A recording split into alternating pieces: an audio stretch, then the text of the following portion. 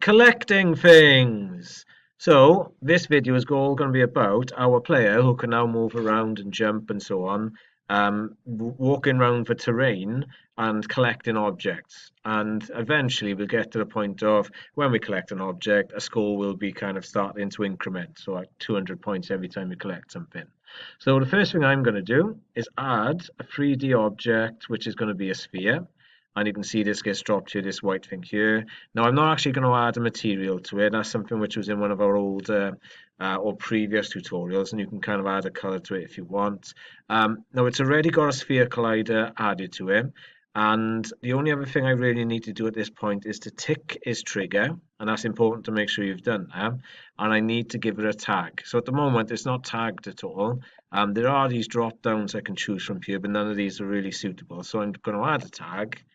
I'm going to press the plus sign here. I'm going to type in coin because I'm going to make out that it's some type of coin.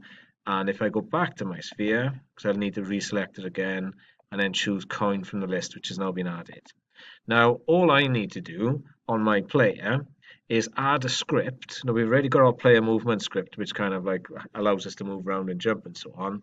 But we're actually going to add another script, which will recognize when the item, which is the coin, is bumped into, and it will make it disappear. So I'm going to add a component, and I'm going to call it item collector, and I'm going to press create and add a couple of times. And at the moment, that's just that's not the code, that's the code there. And as you can see, there's not much there at all. So if I double click this, it'll open up in Visual Studio for us, like so. And I don't need all of this code here as it is. So I'm actually going to get rid of those two top lines. If I just press delete, they go away. And in fact, I'm actually going to get rid of all this stuff here as well.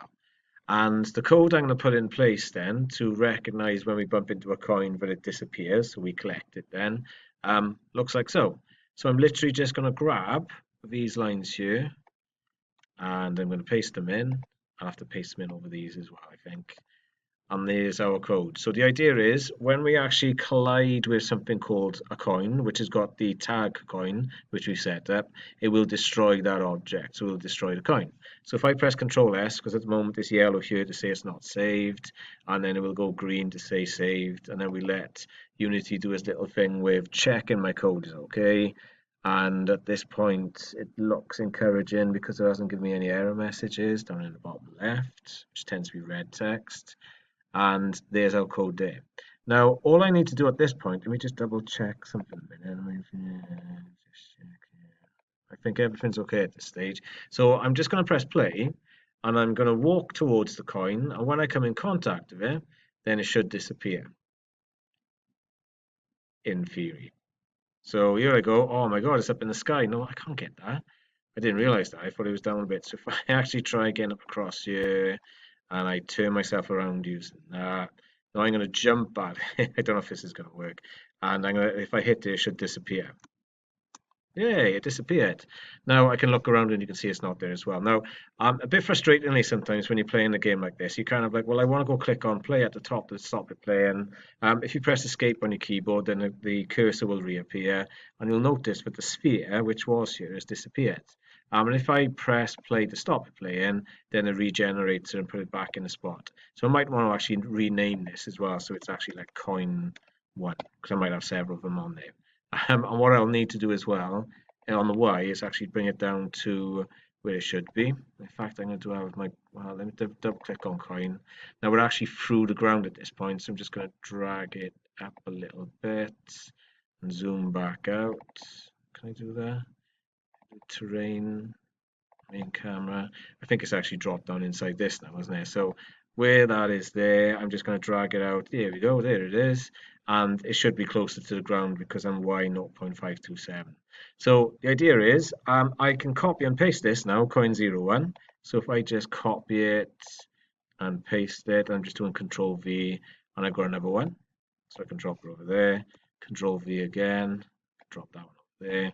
And this time then, when I press play, because everything is kind of associated with this, they've all got the tag coin, and I can rename them so they've got better names. And every time I come in contact with one of those guys, so there's one over there, they actually look like golf balls, don't they? So that one's going to disappear. and you can see over on the left hand side then it disappeared as well, and again on the left hand side it disappears. And where's our other guy? There he is. It's just add him, and that's where you make things disappear, or collectible items. Hi, Future Rob here. Just wanted to add something to the collecting items video you just watched. I've got a cube here which I want to collect, but sometimes it's not obvious to identify what it is you need to collect within a game. So I'm going to add a bit of codes to this to make it spin around. So I've got the item selected. I'm going to go across to the inspector and click on Add Component, and I'm just going to type in the name of the script I want to make, called Spin Item.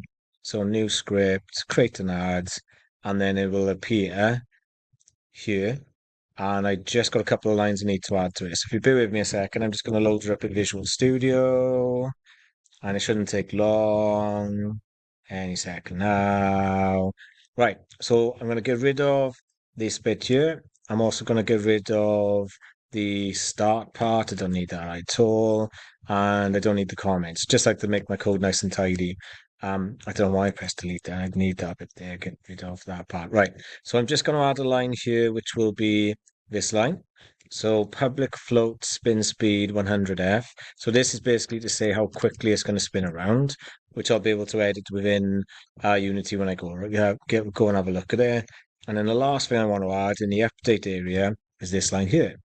And this is the code which will basically make it spin around on the spot by that speed there. So if I just save that, go back onto Unity, hopefully won't have any errors, no reds at the bottom. And if I click on this, and you'll see now that I've got the spin item selected, I've got the spin speed set as 100.